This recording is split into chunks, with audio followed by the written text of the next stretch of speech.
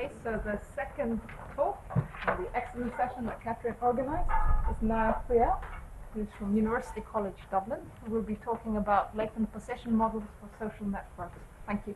Thank you, Sophia. Okay, so my talk is in collaboration with my PhD student, Ricardo, and with Adrian Raftery. And all of the good work is Ricardo's. And all of the mistakes, the result are my own.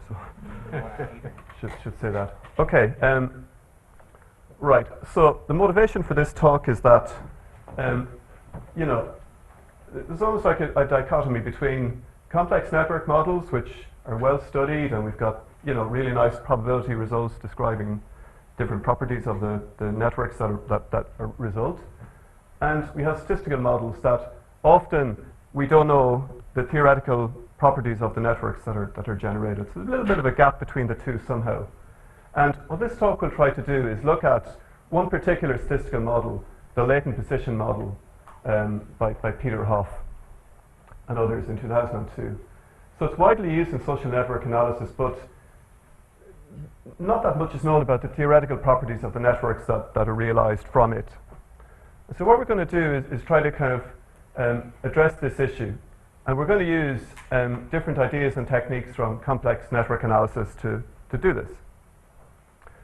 So just to set up the notation, so the set of edges in the network will be represented by the adjacency matrix, capital Y, Y11 up to YNN.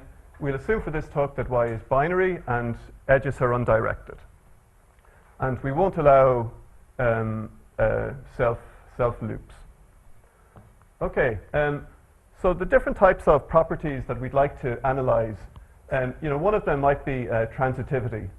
So essentially saying that if I and J are connected and K and J are connected, what's the chance of I and J themselves being connected?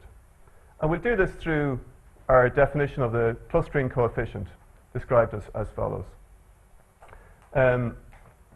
So, yeah, clustering and strong presence of communities and so forth. Homophily, the idea that edges tend to appear between actors with same kind of characteristics.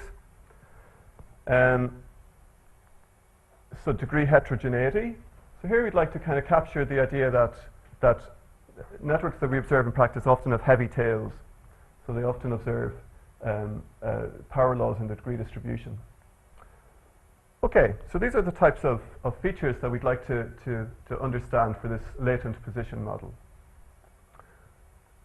Okay, and moreover, so small world behaviors as well. So if path length between two random nodes is finite, then on average it's very small compared to n.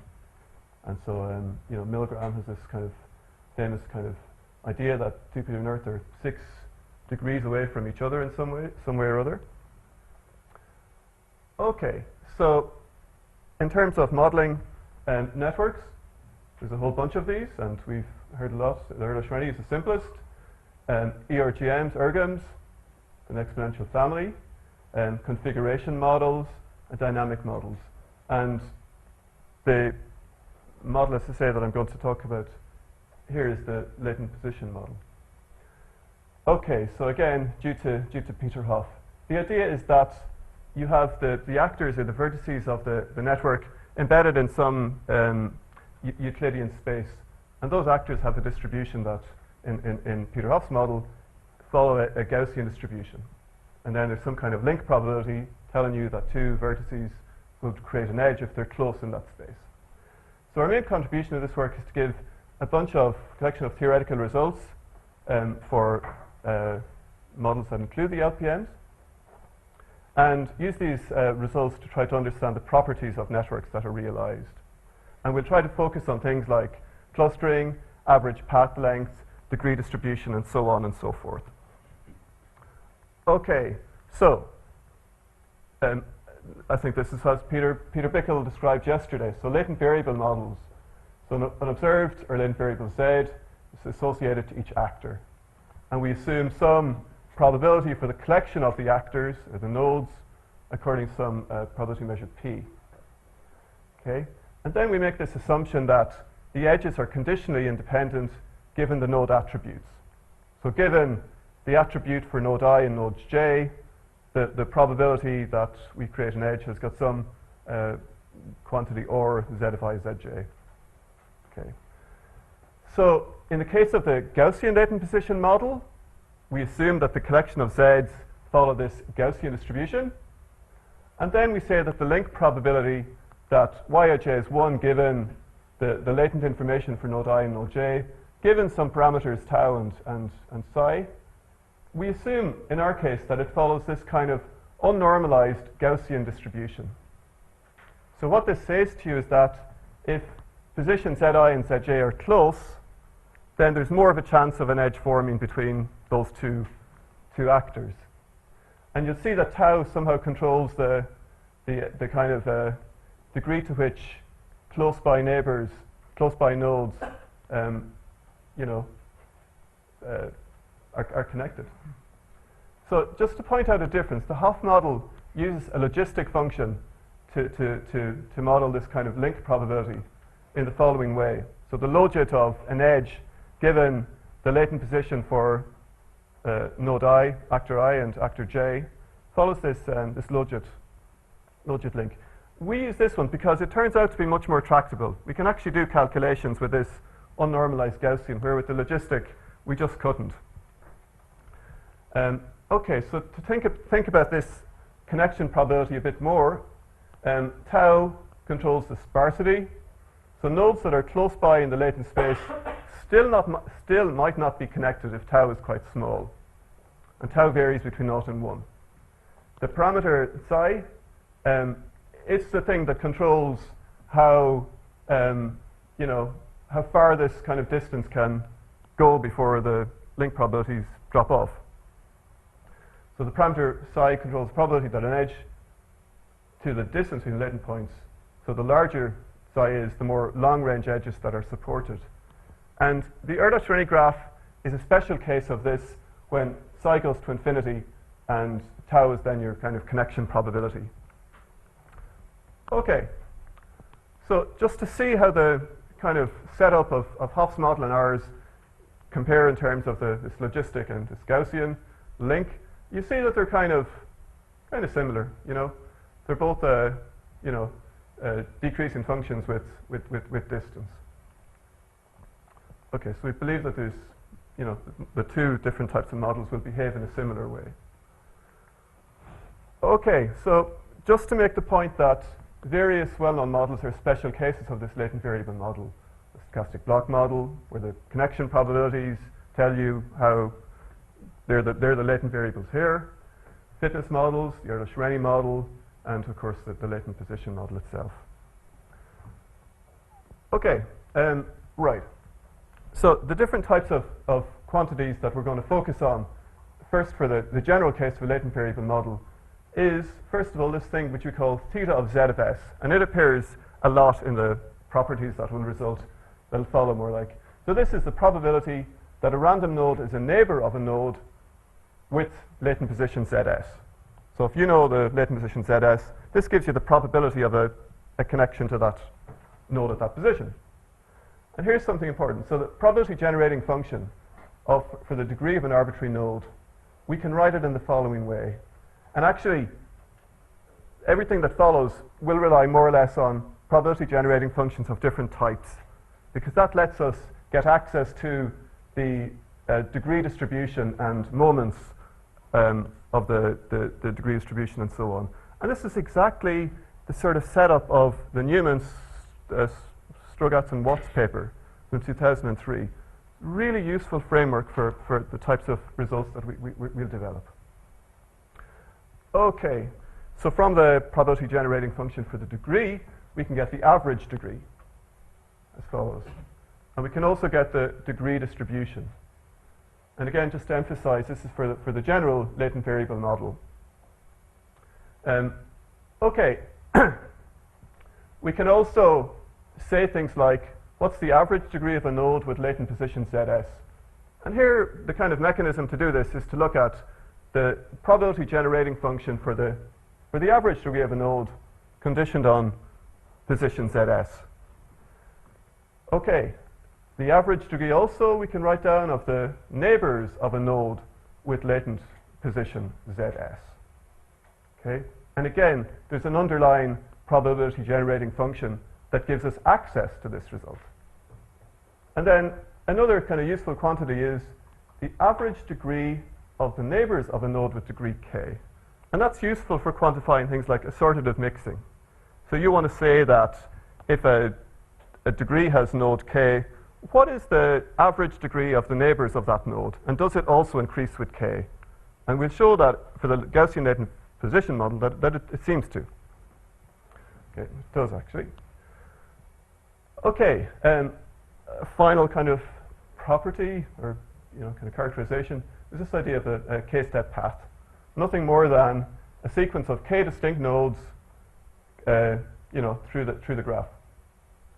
And in this case, we can write out an expression for it, which is a little bit unwieldy, but we can sort of work with this in the Gaussian case. So again, the probability of a k path between two nodes at these specified positions. Okay, right. So going to the Gaussian latent position case, where the connection probability is that unnormalized Gaussian, we can write out this theta of zs quantity, which is the probability of an edge connected to a node located at zs. The probability generating function for the degree lets us write out a formula for the identity for the average degree of a random node. And we can also then approximate very well the degree distribution and the average degree for a node, for a neighbor of a node with degree k. Okay. Right. So here's an interesting result. The clustering coefficient, again, with definition as follows. Our analysis will let us look at what this turns out to be. And you'll see that it takes the following form. And notice that it doesn't depend on n, so it's not an asymptotic result. But we can look at how this clustering coefficient, how it behaves when the graph grows. And the kind of context here is to say that as the number of nodes grows, we want to keep the average degree constant, so that the kind of sort of relative density of the graph stays the same. And what we can say in that case is that the clustering coefficient behaves like this. So it can reach a value as big as 3 to the power minus d over 2. And the point here is that because we have to think about this analysis here, by keeping the average degree constant, just to remind you that we have this result here that tells us what the average degree is. So we can sort of fix that and then, get this average degree in terms of our parameters and just do our analysis essentially. For the Erdős-Renyi graph, when we let n go to infinity but keep the average degree fixed, what happens is that the average degree behaves like p times n minus 1. So if n goes to infinity, keeping that p n minus 1 fixed, then p must go to 0, and so the clustering coefficient goes to 0. So you get a finite clustering coefficient contrasting with the Erdős-Renyi graph, Erdős-Renyi model. Okay, so here's a little bit of a kind of messy slide, but just maybe I shouldn't have give you all of this information, but it's a bit silly perhaps. But okay, remember this zeta k function is the k-step path, and just to say that it's possible to write out what that k-step path probability is. These constants h, alpha, and omega are simply constants that have this kind of, we can solve recursively. F is the Gaussian density. Okay, right. Okay, so a useful and important extension of Peter Hoff's model is one by Hancock and Raftery and Tantrum, where they say that instead of a Gaussian latent distribution on the positions, you allow that to be a cluster, a mixture model. Okay, so a mixture model with capital G components. And in this case, what we can do is we can we can evaluate the degree distribution. It's a bit of a mess, but these phi s's we can write explicitly, and we have to do this difficult, one-dimensional integration. So in practice, we can approximate these degree distributions. Right, back then to the Gaussian latent position model. Okay, so what we'd like to say is, what are the shape of the degree distributions that result? And here what we do is we plot the skewness. And the skewness is the third central moment divided by the cube of the standard deviation. And we can get access to those quantities, the third central moment and the standard deviation, through our results. So it allows us to plot what the skewness is. And this is against the average degree, which again we can quantify too. And what we see is that for relatively sparse graphs, the skewness differs from the Euler-Schwenny only slightly. And because it's on this side, they generate kind of heavier tails on the left-hand side than on the right-hand side. So they're not heavy-tailed, in other words. So not very good for power law distributions. Okay. So that's the kind of message here. And we also look at things like the dispersion index and so on to characterize the shape of the degree distribution. So okay, message here is that LPMs don't capture heavy-tailed right skew distributions. So this motivates us to look at what we call a random effects model, random effect Gaussian latent position model, if you like. So we change our connection probability to accommodate random effects on the nodes themselves. And what we're doing here is saying that each node has got a random effect term that in some way gives its kind of like social involvement or social attractiveness in some way. So if this value is big, it allows edges to connect more to that node for bigger distances. Okay, and what we can show here through analysis of the degree distribution through various simulations is that we have a random effect model with almost, sort of close to zero variance, so not random at all, and it doesn't generate a heavy tail distribution. But when we make the random effect very large, it does.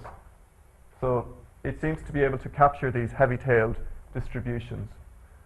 Okay, and to look at a log degree, log frequency plot, without the random effect, it's behaving like, the exponent minus 10. But with the setup described, it's somewhere between 2 and 3.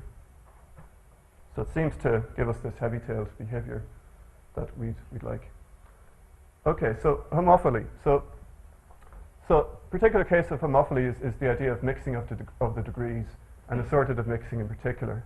So what we're interested here is to ask the question, if the degree of a node is high, is the neighboring degrees likely to be high too? Okay, so let's take a look at that. So here you see what we can do is this quantity k and n bar of k, which is the average degree of the neighbors of a node of degree k, we have access to that quantity. So we're able to plot it against the degree for a model with the specified parameters. And what you see is that it's a non-decreasing function of k. So as the degree increases, so too does the average nearest neighbor degree. Okay, so that's what people tell us is a definition for assortative mixing. Okay, average path length. So remember we have this quantity zeta k zi zj, which is the probability of a path of length k between two positions zi and zj. And without giving you any details, you're able to use that to approximate the average path length. And this approximation relies heavily on a framework developed by Franzak et al. In 2004, I think, Physical Review E. Okay, so what we're doing here is plotting average degree against this average path length. And what we see is that for average degrees that are, you know, in this kind of 10 to 15 percent range, that we get average path lengths more than the Erdős-Renyi.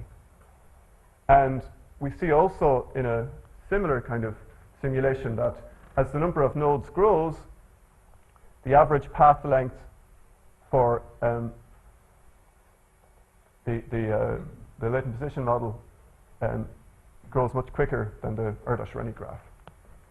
So the take-home message is that in larger and sparser networks, LPMs will typically have a higher average path length than the Erdős-Renyi random graphs. Okay, so am I in time, Sophie? 10 minutes. Okay, we'll need all of those 10 minutes. Okay, so what we're trying to do here is we're looking at, see in practice, not a statistical analysis, but how does the model kind of match observed data sets? And we're first of all going to look at a bunch of networks that are of small size. Okay, so this Dolphins data set, 62 node graph, where apparently scientists were able to capture whether these dolphins were friends with one another, associated with one another, apparently. Prison network of friends, friends in a prison, and so on. And yeah, so two big networks which are from Mark Newman's work on co-authorship networks. Right, let's see what we do here. So let me try to describe this. So what we do is we take this Dolphins data set and we look at its empirical average degree and its empirical clustering coefficient. And what we try to do is choose the parameters of the model that match the average degree, match the theoretical average degree to the theoretical clustering coefficient. And then we measure two other properties, skewness and average path length. And we see how close they match to give us some sense as to whether the model is kind of useful. And we see pretty good agreement between the two for dolphins. The prison data set, yeah, not too bad either. The math data set, not too bad also. The San Juan data set, okay, the skewness doesn't match very well, but so, you know, seems to generate networks that, you know, we observe in practice is the kind of message. Okay, and just in terms of the degree distributions of what we observe empirically and what the model tells us theoretically with these kind of fixed parameter values, we get, you know, reasonably good match. So observed in blue and the theoretical ones in red. Okay, and then we switch to the random effects latent position models, because here we're interested in this heavy-tailed degree distribution behavior.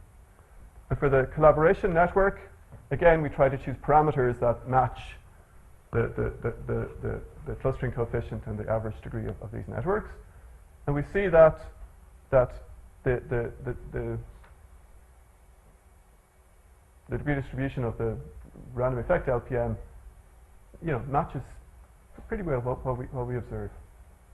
And likewise for the condensed matter data set, which is really quite huge. Okay, right, so future directions for this work. Well, we don't have, you know, the same kind of identities and so forth for the random effect model, and similarly for the latent position cluster model. Also, you know, it'd be important to accommodate covariates in the model too. And finally, useful to see how these perform for statistical data analysis. And one of the bottlenecks of the latent position model is this idea that you need to calculate the distance for every pair of nodes. So that makes it expensive to do, especially if those nodes are changing as the inference kind of continues.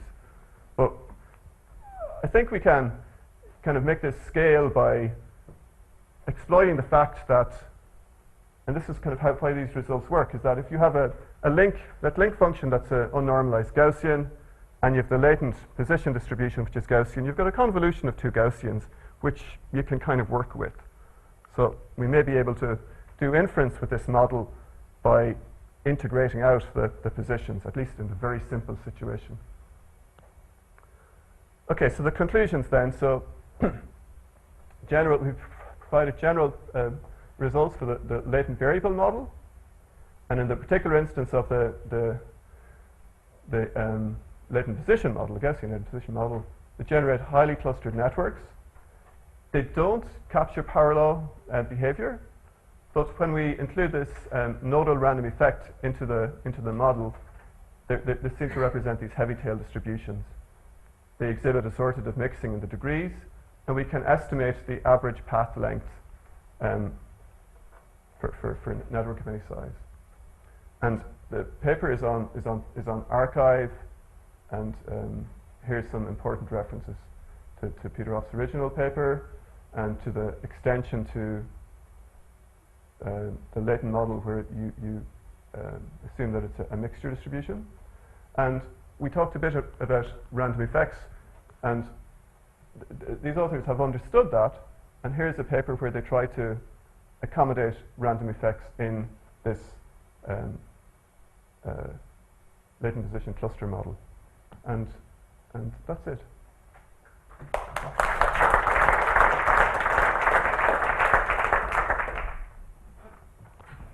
Okay, questions from that?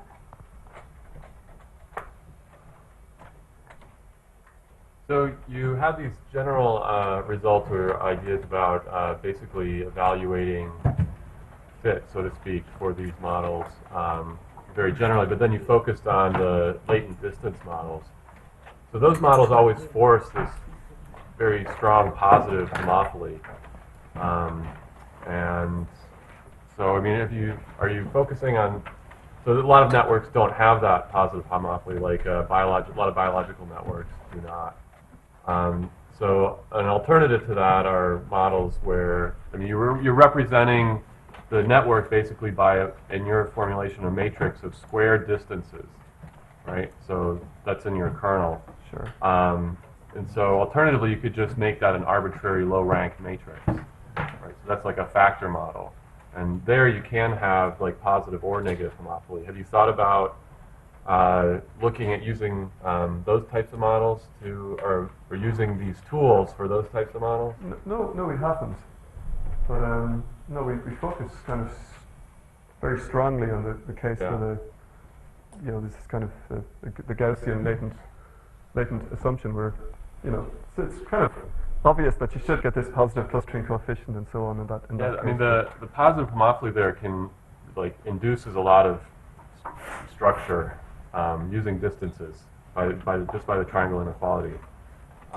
So it might be interesting. You might, without too much additional computational difficulty, be able to look at a slightly more flexible model that doesn't have such constraints on it. Sure. Thank you. Right at the back. Actually, leading on from that, there's some cool stuff by Yuri Leskovich where they're looking at these sort of latent factor models, but they strictly look at categorical covariates. But generalizing that to a continuous case could be quite cool. And the other one was with the inference of having to calculate all the distances. Actually, Adrian did some interesting stuff on the sort of case control sampler, which could be helpful as well. Thank you. I guess I would say, so what you're studying, I would describe what you're studying here not just latent variable models, but these particular scaling limits of it where you control the average degree, and that's absolutely critical, as your talk has highlighted. So it'd be interesting to see whether these limiting graphs you have described can fit into any of the limit theories that people have developed for sparse graphs. And like the two candidates I'm aware of is the LP graphon theory. So I think this probably doesn't fit into that limit theory because there the average degree is diverging. And then there's the limit theory that I've worked on recently, and also Bors and Shays, where you can capture these non-exploding average degrees. So maybe there's some connection. Sure. Okay, let's thank Niall again.